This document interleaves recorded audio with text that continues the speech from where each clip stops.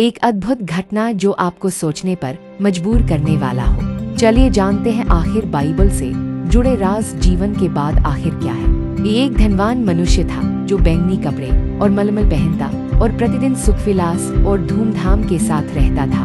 और लाजर बी नाम का एक कंगाल घावों से भरा हुआ उसकी देवढ़ी पर छोड़ दिया जाता था और वह चाहता था कि धनवान की मेज पर की जूठन से अपना पेट भरे, वरन कुत्ते भी आकर उसके घावों को चाटते थे। और ऐसा हुआ कि वह कंगाल मर गया और स्वर्गदूतों ने उसे लेकर अब्राहम की गोद में पहुंचाया और वह धनवान भी मरा और गाड़ा गया। और अधोलोक सी में उसने पीड़ा में पड़े हुए अपनी आंखें उठाई और दूर से अब्राहम की गोद में लाजर को देखा और उसने पुकार कर कहा, हे पिता अब्राहम, मुझ पर दया करके लाजर को भेज दे ताकि वह अपनी उंगली का सिरा पानी में भिगोकर मेरी जीभ को ठंडी करे, क्योंकि मैं इस ज्वाला में तड़प रहा हूँ। परंतु अब्राहम ने कहा, हे पुत्र, स्मरण कर कि तू अपने जीवन काल में अच्छी वस्तुएं पा चुका है और वैसे ही लाजर बुरी वस्तुएं, परंतु अब वह यहाँ शांति पा रहा है और तू तड़प रहा है। और इन सब बातों को छोड़ हमारे और तुम्हारे बीच एक बड़ी खाई ठहराई गई है कि जो यहाँ से उस पार तुम्हारे पास जाना चाहे वे न जा सके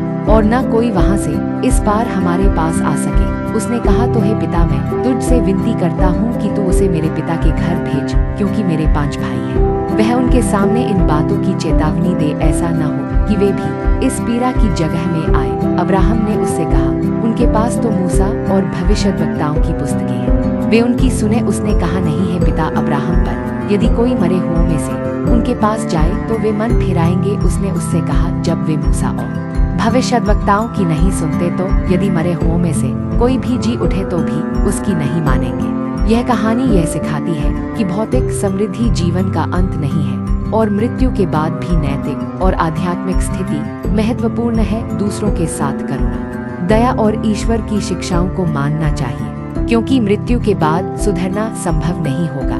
कहानी का आध्यात्मिक और सामाजिक संदर्भ। यह कहानी खासतौर पर उन लोगों को चेतावनी देती है जो धर्म और नैतिकता को नजरअंदाज कर केवल भौतिक सुख सुविधाओं की ओर आकर्षित होते हैं। धार्मिक ग्रंथों की शिक्षाओं को सीखना और उनका पालन करना आवश्यक है, क्योंकि मृत्यु के बाद सुधारना संभव नहीं होगा।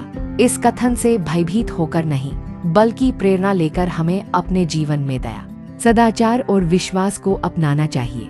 यह थोड़ा सा ज्ञान है, इसकी व्याख्या अगले भागों में उपलब्ध होगा। देखते रहिए और सब्सक्राइब करना न भूलें।